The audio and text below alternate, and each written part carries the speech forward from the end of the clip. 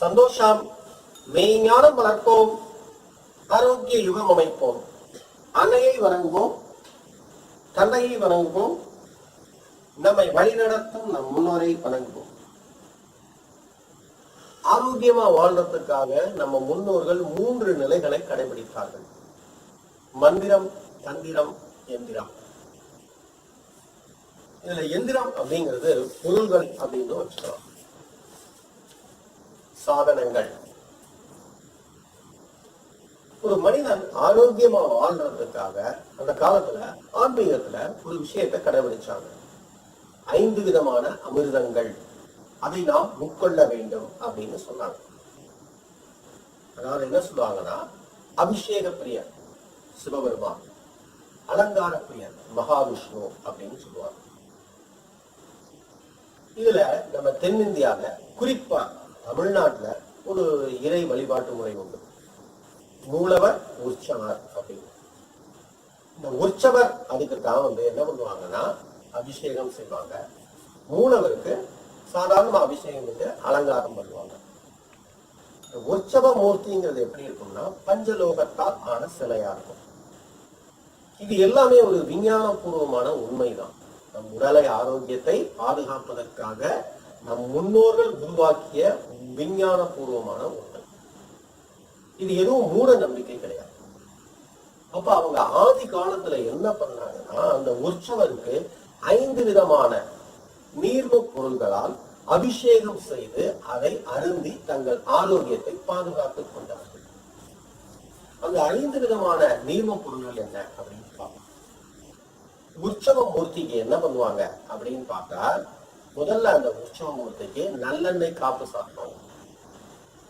அதுக்கப்புறம் என்ன பண்ணுவாங்க, தேன். அதுக்கப்புறம் இளநீர். அதுக்கப்புறம் பால். 5ஆவதா மஞ்சள் கலந்த நீர். இது ஒவ்வொருத்தரும் ஒரு முறையில பண்ணுவாங்க. ஒருத்தர் வந்து ஃபர்ஸ்ட் பால் ஊற்றுவாங்க, ஒருத்தர் வந்து தேன் ஊற்றுவாங்க. இதுல முக்கியமா நாம தெரிஞ்சுக்க வேண்டியது இந்த 5 விதமான நீர்ம பொருள்கள். இது 5மே நேரடியாக கிடைக்கக்கூடியது. பாலை வந்து காய்ச்சல, அதே மாதிரி தேன்கிறது பூல இருந்து கிடைக்கக்கூடியது.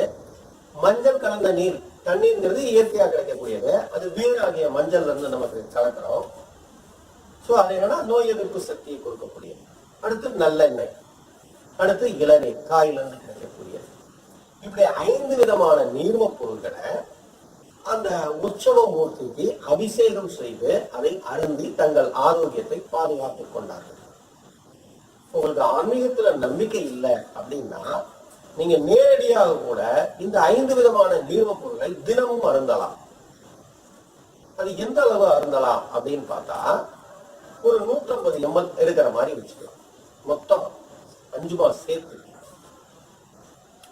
5 பொருள்களுமாக சேர்த்து ஒரு 150 ml எடுக்கிற மாதிரி நம்ம பார்த்துக்கலாம். இதுல எல்லாமே சம அளவா அப்படின்னு நினைக்க வேண்டாம். 5 பொருளும் சேர்ந்து ஒரு 150 ml இருக்கிற மாதிரி நாம அதை தயார் செய்துக்கலாம். என்னென்ன செய்யணும், கொஞ்சோண்டு நல்லெண்ணெய், கொஞ்சோண்டு தேன், காய்ச்சாத பசும்பால், இளநீர், மஞ்சள் கலந்த நீர். இந்த 5 நீரை நாம் தினமும் பருகி வந்தாலே நம் ஆரோக்கியமானது முழுமையாக பாதுகாக்கப்படும். ஏதோ ஒரு காலகட்டத்திலாம் பின்னால் இந்த அபிஷேக பொருள்கள்லாம் நிறைய ஆயிடுச்சு.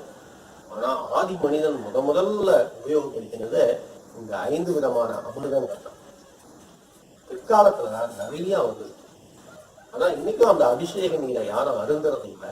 அது வெளியில தான் போறது, வீணாக்கப்படுகிறது. அதனால நீங்க எல்லாரும் இந்த காணொலியை காணும் ஒவ்வொருவரும், நமக்கு அந்த உற்சவ மூர்த்தி கிடைக்கிறதுனாலும் பரவாயில்ல, இந்த 5 நீர்ம பொருள்களை முடிஞ்சா ஒரு வெள்ளி பாத்திரத்துல கூட, ஒரு வெள்ளி டம்ளர்ல நீங்க வச்சுக்கலாம். ஒரு 150 ml இருக்கிற மாதிரி ஒரு வெள்ளி டம்ளர்ல ஒரு அரை மணி நேரம் இந்த 5 நீர்ம பொருளும் கலந்திருப்பது போல் வைத்துவிட்டு பிறகு அதை அருந்துங்கள். அப்படி அருந்தி வந்தீங்கன்னா உங்களுடைய உடல் ஆரோக்கியமானது முழுமையாக பாதுகாக்கப்படும். இதுதான் பஞ்சாமிர்தத்தின் ரகசியமாகும். இந்த உண்மையை உணர்ந்ததால் நம் உடல் ஆரோக்கியத்தை பாதுகாத்துக் கொள்வதற்காக மேலே குறிப்பிட்ட மஞ்சள் கலந்த நீர், நல்லெண்ணெய், இளநீர், காய்ச்சாத பசும்பால், தேன் ஆகிய 5 நீர்மப் பொருள்களையும் ஒன்றாக கலந்து அருந்தி நம் ஆரோக்கியத்தை பாதுகாத்துக் கொள்வோம். சந்தோஷம்.